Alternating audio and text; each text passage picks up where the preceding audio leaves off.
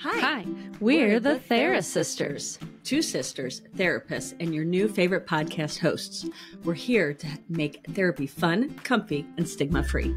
We chat with fellow healers and guests about their own healing journeys, how they help their clients heal, and how they see healing in a whole new light.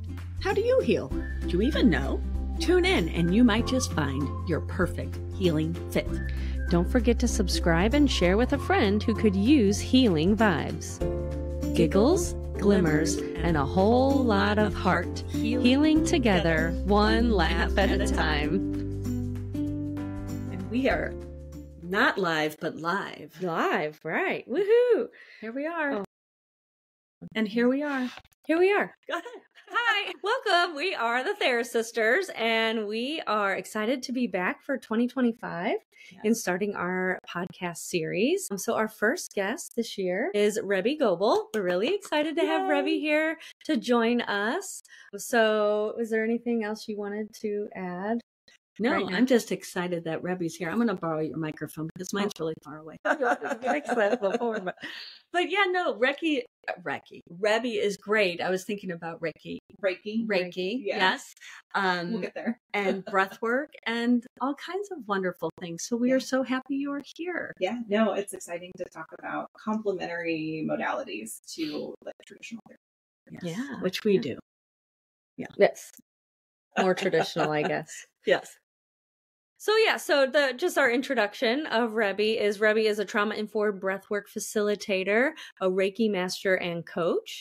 Through her intuitive gifts and her deep study of both scientific and spiritual practices, she specializes in supporting women who struggle with anxiety and putting their own needs into consideration. She leverages her knowledge with her life experience to help clients get clear on their desires and provides practical guidance tailored to them so they can live in alignment with who they are and who they want to be. Wonderful. Through her private and group work, courses, workshops, and podcasts, she utilizes all of her skill, knowledge, and wisdom to guide clients as they connect to their highest selves. So welcome. Yes. And so tell us a little bit more just about that, about you. Sure.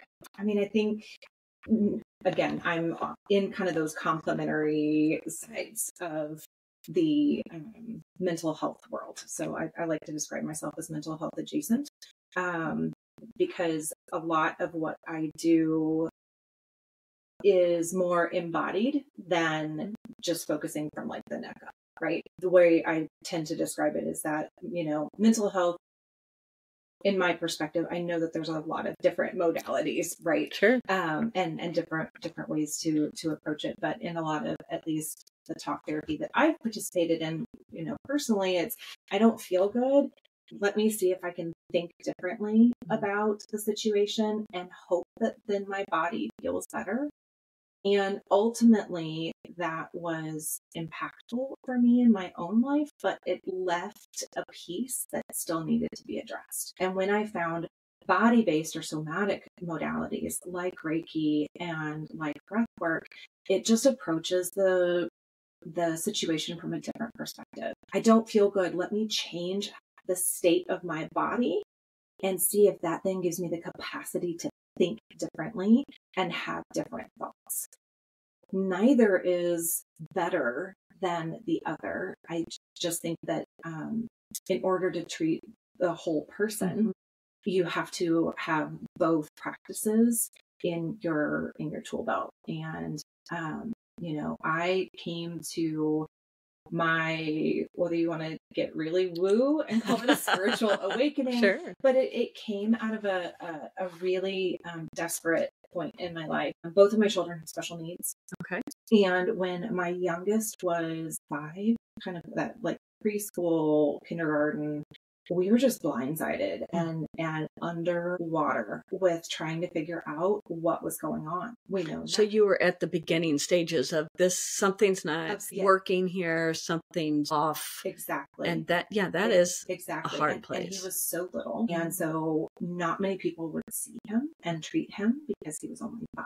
So even a lot of like child psychiatrists and psychologists wouldn't work with him because he was so little. The pediatrician was really limited in, the meds that they could prescribe for him, because again, he was so little and it's kind of off book to give some of those meds under the age of 6. And we were, but he was in crisis. We were in crisis. And I just remember having abandoned an entire shopping cart in Target because he'd had a complete meltdown, and wrestling this tiny tiger.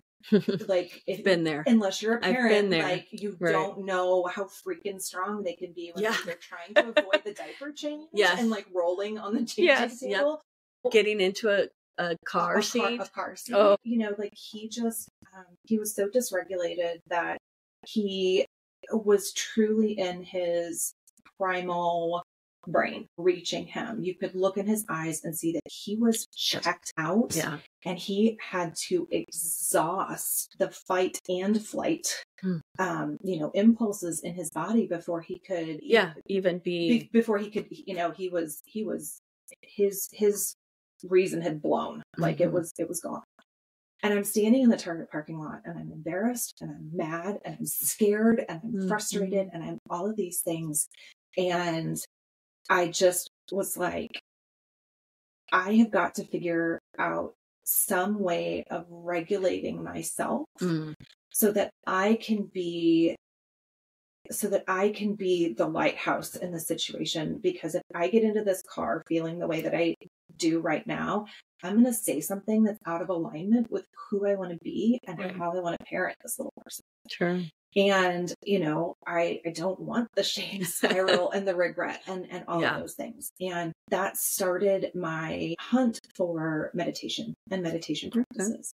This was 9 years ago. And at the time it was transcendental meditation, which is like an hour a day. It's kind of culty. And who has an hour a day just for that? I had 2 kids who were, you know, one already with an IEP and the other one in crisis. Right. I didn't have I don't have time to sit in silence. Get out of here. Yeah. I knew that just wasn't reasonable. And to study transcendental meditation is like $10,000. Oh, wow. Okay. Really? A 9-month process. And I'm like, I need something now. And I looked around and it didn't really exist. And so I just started diving into researching as much as I could and cobbling together my own little meditation practice. Oh, good for you. It's kind of one of the things that I do is when I look around and I'm like, it would be great if we had and it doesn't exist, then I'm like, well, I'm going to figure it out, and I'm going to be the one that creates it. Sure. Started with my meditation practice there, and then got really involved in the special education community here in St. Louis. Outside of the city, so in the county, we have special school district, which is kind of an umbrella school district that sits on top of all 22 partner districts. Okay. I got so involved that I was actually the president of the St. Louis Special School District Parent Advisory Council. Oh, okay. It's a mouthful. So we supported over 23,000 families in the county that received some sort of special education services. I was the president during the 1920 and 2021 school years, which was super fun. But during that time, you know, connected with a lot of other parents in a similar situation and started teaching this like meditation framework that I came up with to them as well, because I knew that it had really helped me be in alignment with who I wanted to be. And as we all did in 2020, there was a lot of time to go inward and, you know, discovered some of these other modalities. And it's like once you get started on a path, then other things come into your awareness, and they were just so impactful to me. I was like, I have to learn how to do them just for myself, starting with Reiki and then moving on to breathwork. And I was like, no, this is what I was meant to do for people. And the business has grown over the last 4 years out of all of that. So that's amazing. Yeah. One, first to have that self-awareness in that Target parking lot with all of that going on, to be like, I need to just slow down and figure out new ways. And, you know, maybe probably still a little frustrated when you got into the car, but still to have that self-awareness and go, I need to find something. Yeah. I think is That's amazing. I can't claim that it was the first time that I found myself in right, sure. But still, you were in that space. So I knew that what we were doing wasn't working, and it wasn't working for me. It wasn't working for my son. I just truly have a big passion for working, with other families and women who are in a similar situation. And what's interesting is, thankfully my children are in a really stable spot. We've got the right supports and therapies and everything in place. But as I have entered into the sandwich generation time in my life, that's right, and caring for my mom, I've become her primary caretaker. And we went from her being completely independent and me like taking her to the doctor and getting Chipotle with her at lunch. And by 2:00, she'd had a massive stroke and was in the ICU. And like life changed in the course of minutes, blink of an eye, honestly. But I find that I have managed that transition so much better having the tools in place that I have now than I did 9 years ago, than I did 5 years ago when we went through a similar transition with my father and his passing. Like, it's just every time you add just a little bit more capacity to your nervous system, and it has allowed me to honor my own experience in a way that allows me to not feel as burned out by the situation and care for the people who I need to care for. So, yeah. So I've got a couple questions. Yeah, absolutely. One, have you taught some of these things to your children, and do you use it with kids, or is it mostly for adults? Yeah, so in my personal practice, I have said kind of 16 and up is where I'm interested in working with. That being said, one of my best friends is a kindergarten teacher, and she has done like breath work for kids. And so that she can do it, in her classroom. As I came to this, my kids were already a little older. So like my teenager got mostly rolling eyes for me. But with my youngest, he is a lot more open to that, and has really enjoyed either having some Reiki work done and has done a little bit of breath work with me. Okay. Again, they're just you gotta have interest, right? And it's got to fit the personality and the situation as well. So high school kids are kind of the youngest that I would go. I would consider going down to 14, just because, especially with if you get into, I guess for people who don't know, breathwork is the practice of choosing a particular breathing pattern and sustaining that with intentionality over a specific duration of time. Okay. So it can be as Thanks fast for the clarification. It can be as a lot of people are like, breathwork, like, you mean breathing? Yes and no, because a lot of us don't breathe well. Right. Or with intention. Right? It's an automatic. Exactly. And by focusing on your breath and with certain breathing patterns, you can actually induce a psychedelic experience. Yes, I've heard of that. Yeah. I wouldn't mind that. But when I have come out of, a different type of a breathwork session, I have felt high.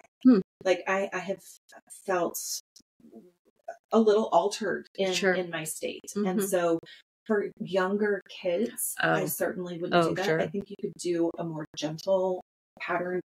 The training that I went through was like a 9-month breathwork school, basically, where they have a neuroscientist and a trauma specialist on staff. So that was woven into all of our curriculum. And so I have 6 different breathing patterns that are in my repertoire. And some of them are much more like relaxing and down regulating. I wouldn't hesitate to use those with younger people. Sure. But the more intense breathing patterns, I certainly would want to know that they had a real good sense of their own body and their own limits because one of the things that's really important to me in breathwork is that people feel like they have agency and the choice to choose their own adventure, and really trust that I'm just there as a guide, as opposed to a drill sergeant, as opposed to someone who's like, now you're going to breathe like this. Like, that doesn't feel good in my body. I always start all my sessions by saying, I'm going to celebrate you for listening to your own body and yourself. This isn't my session. This is, the client's session. And so if I suggest something, if I cue something during a breathwork session is similar to a guided meditation. Mm-hmm.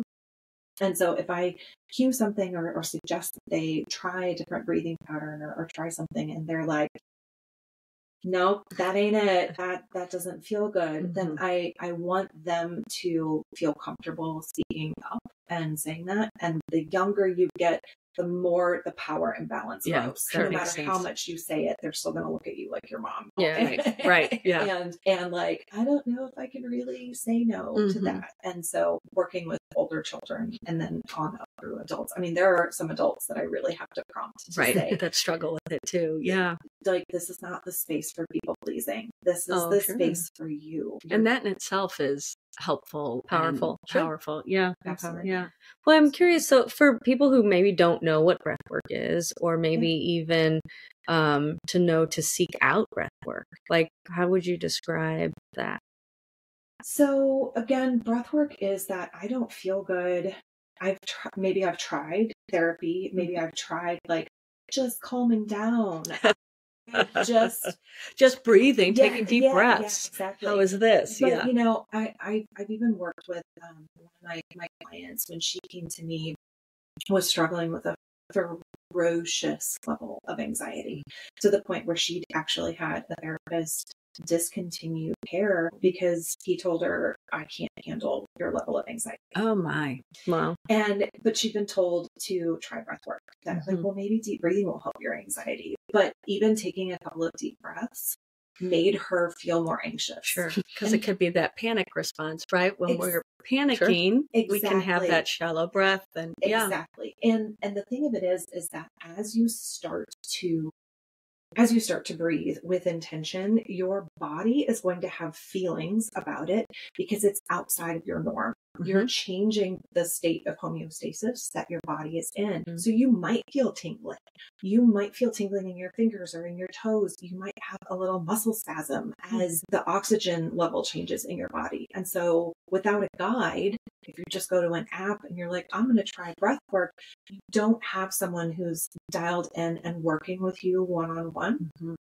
And so who could on some level go, that's a normal response, or that's, you're okay, you're going to get through this, and talk them through it, versus like you've mentioned to us before about some physical ailments that aren't good for breath work, but you could go, okay, let's do pause. So you have that ability to help them through that. Absolutely. Yeah. The first session that I have with anybody, whether we're in a group session or one-on-one, the first 15 minutes is education and talking, just so that they're fully aware of what they're agreeing to, so that they have full consent of what's happening. That's really important to me, that people have that awareness, because it can be a psychedelic response, because it can be a transformative situation, even if we're not doing one of those more activating breathing patterns, just having a guide and connecting deeply with your breath. Trauma can resurface. You may cry. You may want to scream. You may need to grow. All of these things are normal, welcome parts of breath work that happen as we unlock our body and give our bodies permission to do things that maybe are frowned on in our society. But that can be a very scary, triggering situation in and of itself. And so working one-on-one with somebody allows for that type of guidance and reassurance. So I have some clients who will do like breathing sprints, I'll call them, where we'll breathe for like 5 minutes and then I stop and I check in with them. And then we'll breathe for 5 more minutes and then I stop and I check in with them. I'm also watching while they're breathing, which sounds totally creepy. But I'm watching for all those nonverbal cues of tension, emotional release, of those types of things. And I'm then tailoring the cues that I'm giving. I can offer physical touch if we're in person, where sometimes people just need to feel a little bit more grounded in their bodies.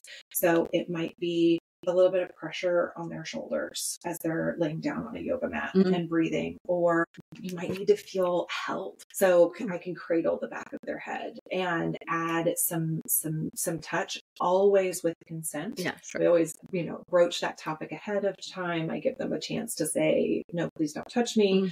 But it can be really, really supportive for them. But as far as like someone who might seek that out, I think anytime that you're feeling like attacking this from my brain isn't getting me the results that I am looking for, it can also just be a deep relaxation. Breath work I think the statistic is in 6 minutes of breath work, it releases the same amount of hormones and endorphins as a full hour of meditation. So it's meditation on steroids, and you can get so deep so fast that if you're looking for efficiency, it can be a really great thing to do. And it can be very grounding and help you get back into your body. If you're somebody who spends more time in your brain and with your energy moving fast and spiraling, like anxiety or just whether you want to call it anxiety or overthinking or what have you, it's a way to like come back to the present moment and to get embodied and connect with your body. I think that's so important because when we our breath connects us to our body, and it is a very grounding exercise. I have many thoughts. So I work with individuals with anxiety and panic, and those physical responses, just having them can induce a panic attack because they're just scary. And when you're working with individuals with anxiety, it's about getting comfortable with discomfort and kind of exposure therapy, right? And so breath work on some level I could see could help with that. Well, the way that I tend to approach anxiety is that it's a signal, not necessarily a symptom, right? And so it's your body signaling to you that something's out of alignment, either in your physical environment, how you're approaching things, maybe you just need a glass of water too, right? Like we can't discount the fact that dehydration and a lack of sleep presents as very similar to anxiety. Too much caffeine. Exactly. Right. All of those things, throw our system out of balance. And so with breath work, it allows us to become the observer of our minds a little bit and take a step back so that we're not the thinker of our thoughts, we're not our thoughts, we're the thinker of our thoughts, right? And we're outside of that. And I am having anxiety. I am not anxious. Yes. Right. And with breath work and getting so focused in the present moment and that grounding, then now you're not ruminating on the past and you're not spiraling into the future. And then you can really get focused on what am I experiencing right now? And then do I have capacity for exposure therapy? Then do I have capacity to think about whatever it was that I was either ruminating on or worried about in a slightly different way with maybe a little bit different clarity. Yeah.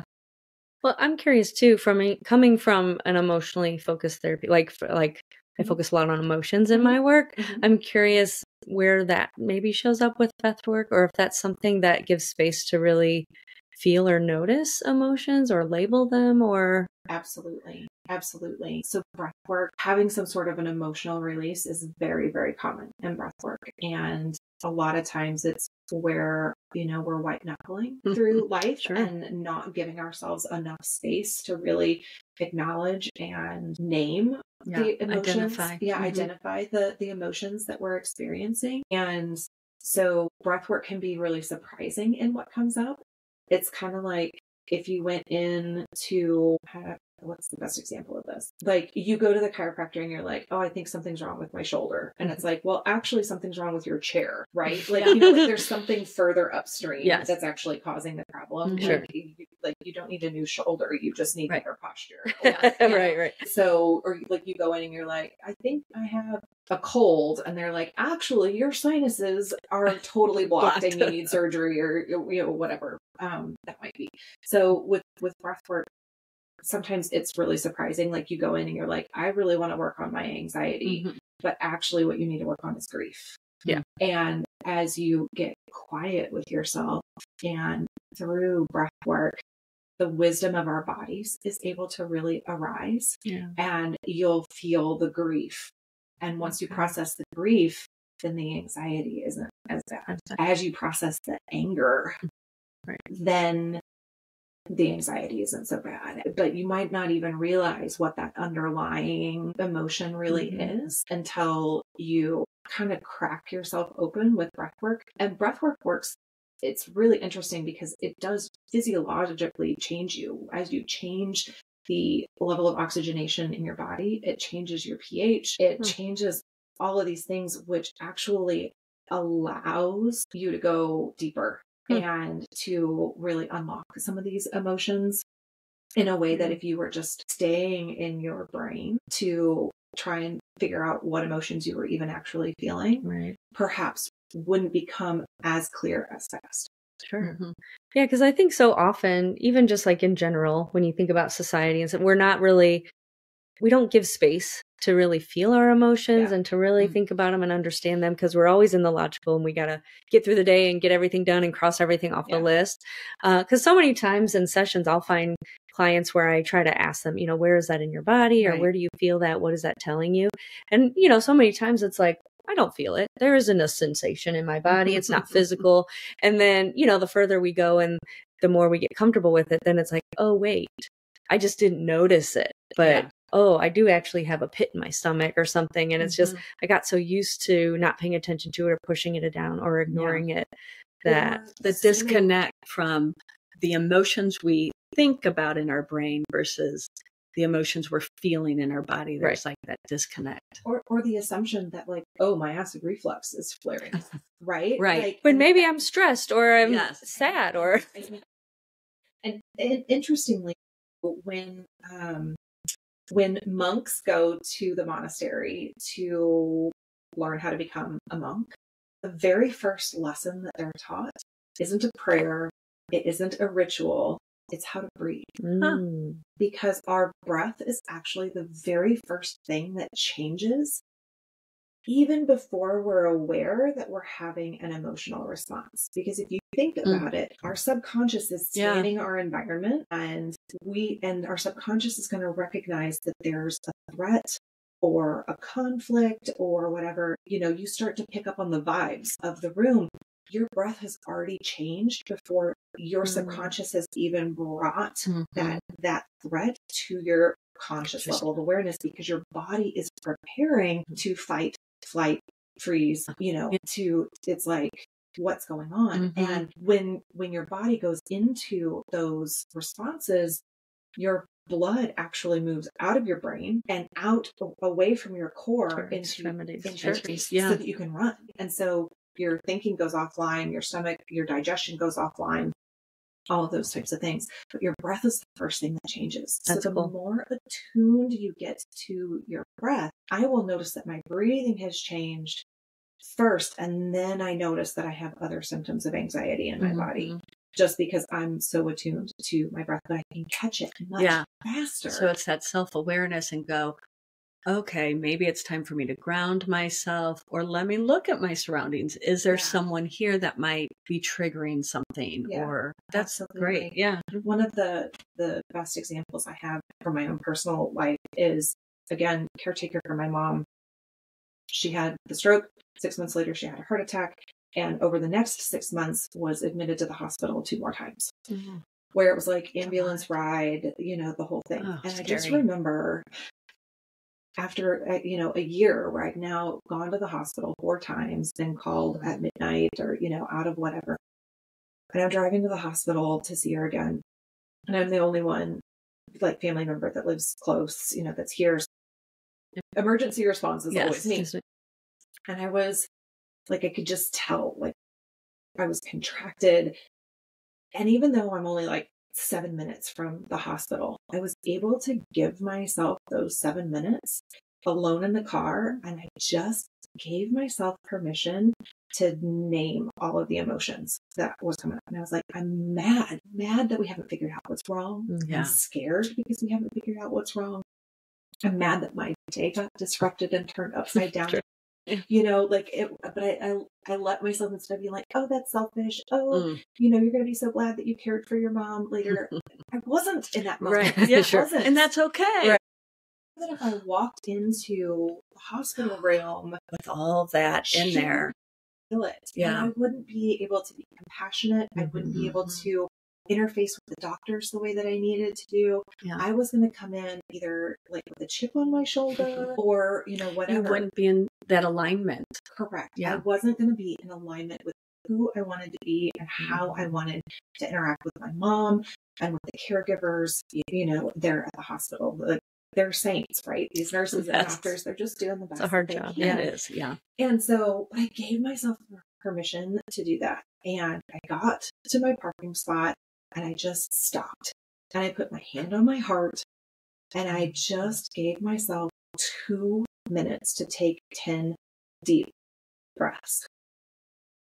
And so I wasn't avoiding, I wasn't stuffing down my emotions. I gave myself the space to really recognize it. And then I was like, I love that. That's beautiful. And I was able to get, now I can go. And now I can go. I got out of my car, walked in, like, what's going on? And I was there and I was able to be fully present.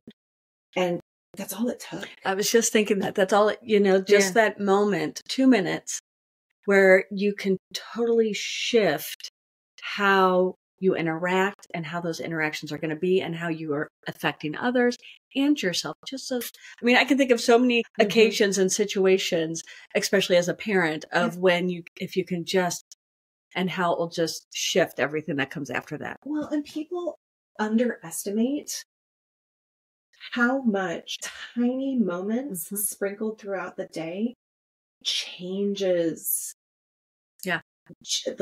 everything, really shifts the trajectory of how your day is going. And it's the act of coming back to it throughout the day. The simplest meditation that I teach in my meditation course, I call it the micro meditation, or I call it my stoplight meditation, because it's so fast you can do it at a stoplight. And so it's literally 2 deep breaths. Yeah. That's it. But that's enough. And so if every time you were at a red light, if you just took 2 deep breaths, and like your spouse can be next to you, your kids can be in the background, they don't have to know, right? It doesn't have to be this big puffy production, but with intention, with focus is enough. I also tell people, like, just do it every time you pee. It's like I teach active mindfulness. Yeah, it's like when you're doing those mundane tasks, just focus on what something tastes like, using your senses. It's the same thing throughout your day, right? Yeah. If we can just throughout our day take a moment to 2 deep breaths. 2 deep breaths. It takes some of that pressure off. That's all it takes. And people are amazed at how much their shoulders drop just taking 2 deep breaths. And so if you can tie that to a habit, like going to the bathroom, we all drag our phones in there with us. So instead of immediately, checking your email, just leave it out. Don't even take it in there and just breathe. If you took 2 deep breaths every time you eat, you would do that 6-8 times a day. Right. And it would be a game changer for you. So I hope everybody thinks of me when they to breathe. Like Rebi says, Rebi says I needed to take 2 deep breaths. I would love that. Just as long as it's not a public bathroom where, there's all kinds of smells. Take 2 deep breaths. Okay, you're right. Absolutely. As long as it's not too stinky. All right. Maybe not in the Johnny. Yes, thank you, not there. Yeah, but breathwork can really be a game changer, and it doesn't have to be a 60-minute production. Right? I'm all about practicality with my spirituality and the practices, my self-care practices, because I'm a mama and a business owner and all of those things. If it's too hard or too much, you won't do it, and then you're not getting any benefit. And it doesn't have to be perfect. No. 2 deep breaths, you can do that. Yeah. Well, and I think too, it's like we get in the space, like just your story of like getting to the hospital, right? We get in that space where it's like, hurry, hurry, hurry, I got to get there, right? And just even if you think big picture of like, what is 2 minutes, right? Like if I get there 2 minutes later, is that really going to make or break the situation when I can arrive from this space as opposed to this space? In that particular time, I knew that they had taken her, but like not with the lights and the siren on, you know, so they'd taken her in an ambulance, but it was not a truly emergent situation. Right. In the emergency room when she had her heart attack, and it was like, I walked in and they were already wheeling her into the cath lab. Like because they know the faster they get that stint and the less damage there is. It was like whirlwind crazy. But then when she was in the cath lab and I had a moment in the waiting room, I took that time for myself again. And I think one of the other things that has been really important to me in specifically the last couple of years is rejecting the notion of pouring from my cup at all, right? We talk about like, fill your cup up. So you can't pour from an empty cup. I'm not pouring from my cup at all anymore. I am serving from the overflow. I like that. That hits the saucer below. Yes, nice. Because my energy is for me. Yeah, my I like cup that. is for me. That's awesome. Yeah. You know, and so I have to take that 2 minutes to make sure that I'm topped off and flowing. So I'm constantly filling my own cup. And so and letting it overflow. If I can take these micro moments and keep myself topped off. Yeah, I like that. Then I've got access. Then I'm above my full line. Yes. And that's as far as I go. I like that. Obviously, there are times, of course, you have to dip into. Of course, there's some reserves. Yeah, right. Well, but that means that I always have reserves. Yeah, and so that's just been such a game changer for me. It's like, no, I don't even pour from my cup anymore. I like, you get overflow because that energy is for me. I'm not refilling myself so that I can give you my, this isn't for you. Yeah, so that I can give you first and I get the dregs. Right. Yeah. The leftovers. Figure out how to fill your own cup. Right. And then we can all share. And then just enjoy each other. Exactly. Yeah. But breath work and energy work with Reiki is definitely ways that I'm able to do that and stay centered and stay in alignment with where I want to be. I think it's great. Yeah. And I just love coming from the body first. And because it's all connected and there isn't just one way to do something. And if the mind piece and trying to understand those thoughts and the reasons why you feel or blah, blah, blah, right? Sometimes that we can have that logical understanding, but the emotion, right? It's still there or it's hard to release it. And connecting in with the body first on some level can really induce that release. There's so much wisdom in our bodies and it's a relatively new thing that we don't listen to that. Yeah. And that we've become disconnected from that. And I think we're seeing the effects of all of that and a return to some of these ancient practices. There are breathing practices that go back millennia.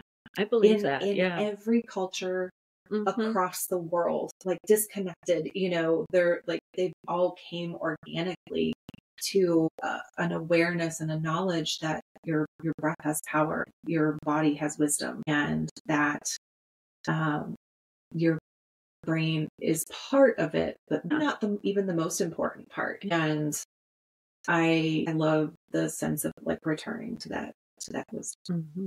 Yeah, I like that too. But we need both. Yes, we need both. Yes. Yeah. Absolutely. What else? Awesome.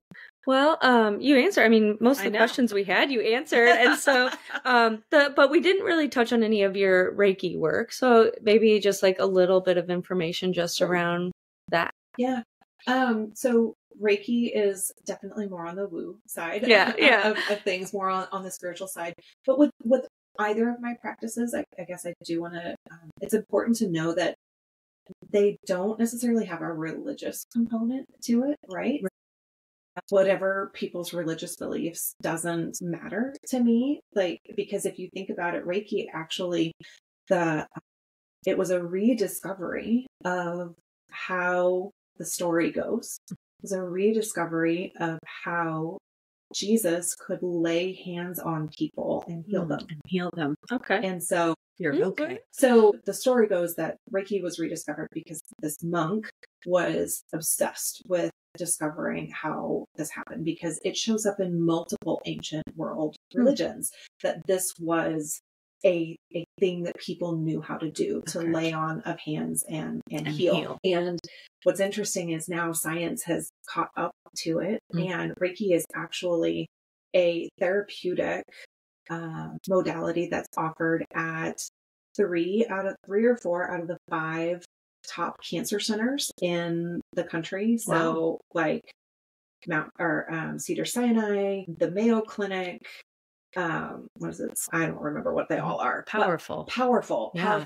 And that they're able to tell that with Reiki energy, patients experience better recovery times. There's some studies that show that healing is a little bit faster, which is interesting. But at its basics with Reiki, I tap into your energy and get a sense of where things might be blocked, where you might have, similar to acupuncture or whatever, right? Where the energy that we know flows through meridians in your body is a little stagnant, is a little stuck. And I'm able to do that both virtually and in person, which is super cool. Yeah. It can be just as powerful virtually as it is in person. In fact, I prefer virtual because in-person Reiki, traditionally, people will actually like put their hands on you. So they're actually like, you stay clothed, but you're on like a massage table and they're moving their hands, like touching you on your shoulders and touching you on your head. I thought it was like a hovering. So that's how I do it in person, is more of a hovering. And obviously you hover over sensitive body parts and parts if people are uncomfortable with like having you behind them because of a trauma response, come up and like touch somebody on their back if that would be triggering for somebody. Right. But for me personally, I found it more distracting. And like, if you're going to touch me, I want a massage. It brought me into my body in a different way as opposed to feeling my own energy flow through my body. And Reiki can be really, really powerful. It's a very, very deep meditation, like state of relaxation that people experience. You can experience heat, you can experience coldness in your body. So even totally separate, like we can be, like my Reiki master that I work with is in Toronto. So like we're in a different country and like I can actually feel it in my body. And the science that's catching up to that, of being able to measure like the torus field, right? So your heart, everybody's heart actually has a torus field. Okay. Thank you. The energy, your heart has 2 pieces to it, and you can liken it to an electrical system and a plumbing system, right? So if you think of like your valves that open and close, that's like the plumbing system. Well, your heart actually has an electrical charge to it that is what stimulates the muscles and the valves to do what it needs to do. If you have a problem with your heart, sometimes it's that electrical system. So I've actually had to have heart surgery myself and have an ablation where they had to zap an electrical circuit that was haywire in my heart. That's a story for you. You can actually measure this electrical field that your heart puts off outside of your body. So when you are feeling someone's vibes, you're literally interacting with this torus field, this energy field that your heart produces, and the rest of the energy that moves through your meridians produces. That's where it's coming from. Fascinating. Because what we've known for thousands of years, now science has finally caught up to being able to measure it and quantify it. And it's on my list of research. I actually have a book that's Reiki in clinical practice. And so it goes through a lot of the clinical studies that have been done on Reiki in a clinical setting. Which, not being a clinician was kind of a dry read. Sure. But, might be interesting. Yeah. Well, so real quick, I'm curious because like and maybe this is kind of silly, but like when you say you can feel someone's vibe, you know, like when you get like a weird vibe from someone, or you get something that feels kind of negative, like what would that mean in the sense of like your heart I don't know, electricity? Yeah. You know what I'm saying? Of like, what makes that difference, I guess, of like, ooh, that's an interesting vibe, or. You know, I have a more spiritual answer for that than a scientific. One, I think it's subconscious, right? Where we have a highly tuned radar that we're not even aware of. Mm-hmm. And so if you know that that person's not your person, you just feel it. You just feel it. Yeah. You just feel it. And can we quantify that it was all of these other cues, but like you've gotten into an elevator with somebody and they've given you the ick, right? We all know that. Yeah. It's important to listen to it. It's important to listen to it. Yeah. Because those systems have been developed over hundreds of thousands of our evolution, years of our evolution. Yes. So I think some of it is just subconscious awareness, and some of it I think is truly in that more spiritual, energetic realm where they're putting something out there, right? That doesn't match with you, and that it's not necessarily good, bad, or the other. It's more of just like, this isn't a match for me. Doesn't mean they're not like a good fit for someone else or something. You know, like positive and negative polarity, and you're like pushing each other apart or anything like that. You know. But is it because I don't know? Sometimes you have a client that comes in, and you can just sense something, right? Like you can just tell that they're really feeling something hard that day versus another day they might come in and it's just a regular old day, kind of, you know, that kind of energy or sensation. You just pick up on it, kind of. Well, is that different though if it's just that day as opposed to like their aura? Do you see what I'm saying? Like, is that different? You know, well, because what I thought you were going to say was like, if a client comes in and you haven't met them before, or even sometimes talking to someone on the phone or something, you know, it's like, I think, that's a different thing where it's like, ooh, I'm not sure this is going to be a good fit. I see it as different.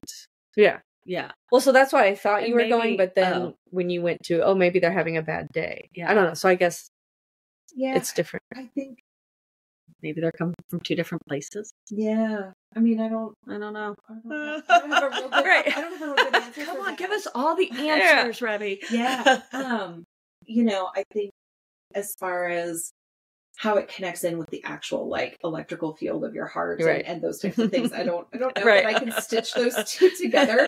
But on a spiritual sense, I think we all have our highest self, and our intuition is looking out for us. Sure. And so if somebody walks in and you're like, that, and we've all had that situation. We've all had that. Yeah. Everything looks fine on the surface, and you're like, you can't full of BS. Yes, you can't pinpoint anything, but there's something. And then 6 months later, you're like, I knew it. Yes. Yeah. So, you know, I think all of our senses come into play, and that includes the energy, your aura, and your energy, how you move through the world, and that changes as your moods change and as your energy levels change. Yeah. So Reiki work is a really great complement to all of this. It was very, very healing for me. Reiki allowed me to process some deep grief that I had after my dad passed. And even resolve some feelings that I had, you know, like with my dad, that like he just wasn't capable to process with me. Right. And I was able to come to a different feeling, and I was in therapy at the time, and so, you know, all of it kind of helped, but like the actual processing of the emotions and moving that energy through my body and not letting it be stuck, Reiki was really transformative for me. And for me, I found that Reiki energy was starting to rise during my meditation practice, and I didn't know, I wasn't in control of it. So I hadn't studied Reiki yet. Oh, okay. It was just rising naturally. Oh, and interesting. So I was like, I need to know what's happening here, because I know that this is how my energy feels when I'm getting Reiki from, you know, this person. But now it's just happening on my own. Is this something I can learn how to do for myself? And then from there, I was like, this is what I'm meant to do. Yeah. This is what I'm meant to do. That feels good. And so it can be a really great like repeatedly. Breathwork is really, really good with therapy, and it's like therapy 1 week, breathwork the next week, because we stir things up with breathwork that then you can go to therapy the next week and process in a more logical way, and then maybe something comes up there that you feel like you want to move through your body in the following week. So that can be a really beautiful complement. Reiki Reiki is fantastic. And do it. But I liken Reiki to be a little bit more like going to the spa for a facial. Oh, okay. Right. Where it's kind of juicy, maybe not something like it's something that I do for myself, frequently, but for a client coming in, you might want to come once a month, like you would go and get a massage. Okay, sure. Or something like that, where it feels really good. It's relaxing. It's restorative, but maybe isn't quite as necessary to everybody's maintenance. Okay. But again, your mileage may vary, right? Yeah. For me, I'm like, no, I do Reiki all the time. That's what gets me parking spots whenever I need. There you go. Right. And that's a whole nother thing. I know. Awesome. Well, I feel like a lot of information. Yeah, and we went through so many things that we were curious about. The last thing we typically do. Yeah, I'll just run over and get it. You can tell. So we have like a bowl of questions, and they're just random, and they're really not therapy based, I don't think. And so you just grab it out of the little bowl or whatever it is and read it, and we all get to answer it in some way. Hopefully it'll be what it is. Okay. Let's see. There weren't very many options in there. We need to. This is rude. What's the phone app you use the most? It's a phone. Interesting. The phone app you use the most. I feel like I need to look at my phone to know. Well, because a lot of my businesses run on Instagram. Oh, yeah. It's probably Instagram. Yeah. I'm very careful curation of who I follow on Instagram. And so I don't mind going on social media. Yeah. So it's probably Instagram. But the other one that I use daily is I wear a Whoop band, which is similar to an Aura ring. But no, it's like the data that I get from there. After I became a Reiki master, I realized that there were things that impact my energy, and I didn't realize. So wearing the Whoop band actually gives me metrics to show like how all these different things. So like I can tell when I've done breath work, when I've done Reiki, when I've done acupuncture. Like there's evidence. It's because your energy is higher, there's or evidence. Like so, or just it tracks like your heart rate variability, which is how quickly your body adapts to stress and like responds to stress. And so I can tell from day one, from one day to the next.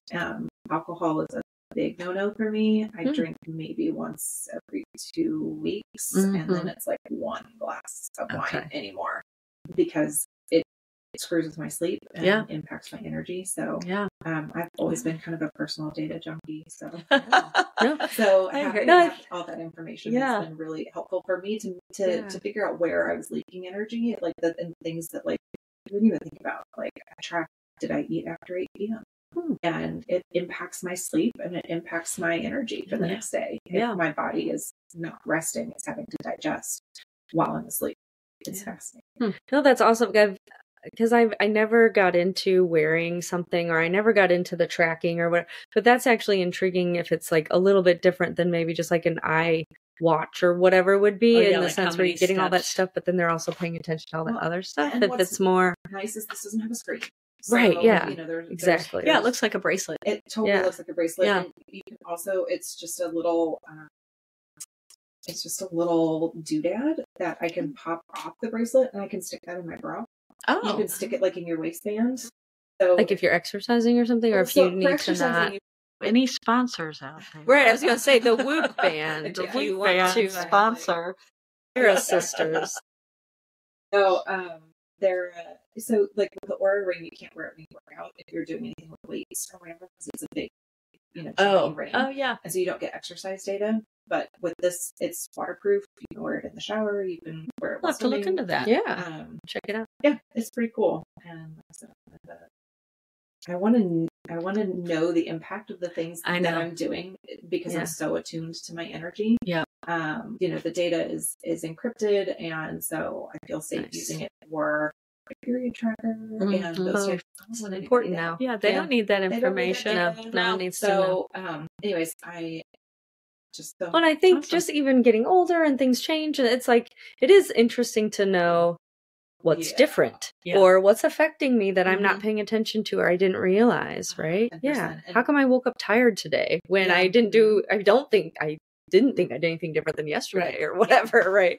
Leading indicators for when I'm going to get sick or when I'm going to get a migraine. And so based on the data, I can be like, ooh, I need to watch for that. And so then when I get the first tingle of my migraine, I go, I need to take my medicine. Like this is going to be a bad one. It's actually, because my, my metrics have dropped, or that's helpful. Yeah. I know people who deal with like TBI and concussion, that it's traumatic brain injury. Traumatic brain injury, that it's been really helpful in supporting their recovery and understanding what, makes their symptoms worse and everything. So it's a pretty powerful little tool. Cool. So that is a daily on that. Yeah. What about you? Oh, the question was the app on the phone. So to be honest, I think I have a little, it's called a Post-it note app. So basically it's lists of things. Yeah. So it's, I think I probably open that multiple times a day because it's like, I'll put like passwords in there, but like they're kind of hidden or whatever. But like in like my to-dos for this, that, and the other, and just kind of, so I probably look at that and probably my calendar a lot just because I'm like, what else do I have today? I've been looking at that too. Yeah. Just how cold? When is the cold going to break? It to get warm. When is the ice going to melt? Yeah, exactly. All January. Saturday?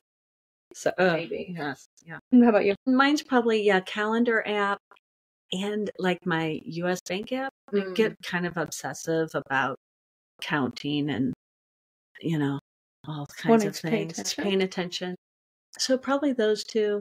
And then, probably a social media like Instagram or that would be the main one. I'm locked out of my social media, so taking a little break. On accident? Yeah, I didn't do it. It was done to me. So I haven't decided what to do with that. I might just get off, change some things in my life. Blue Sky or something, right? Is that the newer one? I don't know. That's the replacement for X. Okay. Twitter, yeah. Blue Sky. I don't know anything. Who knew we're dropping? If anyone wants to sway us anyway. Yeah. Just kidding. So, well, this was awesome. Yes, a wealth of information. Yes, and such a joy. Yeah, absolutely. It was great to meet with you. And last thing too, is there anything that you want to promote or anything you want to put out there that you have going on, or for people where people can find you? Yeah, absolutely. So I'm at Rebi Goble on Instagram and TikTok, and that's my website as well. So maybe you guys can drop the link to the website at rebigoble.com, and there you can get access to any of my courses. So I teach a meditation in moments course. I also have like workshops and group sessions happening here in the St. Louis area. I also routinely do a kind of an info session for people who are in the mental health field. We got to do one. It was great. It was great. So, information about all that is always there. Let's see. I've got a group program that kicks off tonight, which doesn't help for anybody listening to this here in a couple of weeks. But that's all about support for anxiety. I'll have another cohort probably in April, I think, as I planned out the year. But I do one-on-one work with people, and both one-off and then as a kind of a group, or not a group, but like a package situation. Like 6 sessions where it's a little bit discounted than just doing one-offs. Yeah, sure. Right. So all the information is available there. Yeah, happy to I've got a discovery call option on there as well. So if people have questions about any of the modalities and they're not comfortable with it, then that's a really great place to start a 15-20 minute conversation with you to see if we'd be a good fit for each other. Awesome. Very good. Very good. Yes. Rebi Goble. RebiGoble.com. And then the third season of my podcast will come out in March, and that is from root to crown. Very good. Awesome. Yeah. Well, thank you. Thank you so much. And we'll see you around. What else? Yeah, well, I was going to say the final thing for TheraSisters. Oh, TheraSisters. Like us, follow, check out our website. We also have events. Yeah. Events, newsletter. Yeah, join the newsletter so you know about all the events and the fun things going on. And we're looking forward to keeping going. Yes. Yay. Okay. Thank you. Bye. You're welcome. Giggles and glimmers. Oh, giggles and glimmers. Thanks for hanging out with us on the TheraSisters podcast. We're so glad you tuned in. Don't forget to subscribe to our newsletter for more healing goodness, events, laughs, and all the good stuff we don't want you to miss out on. Until next time, wishing you giggles and glimmers. Okay. Out.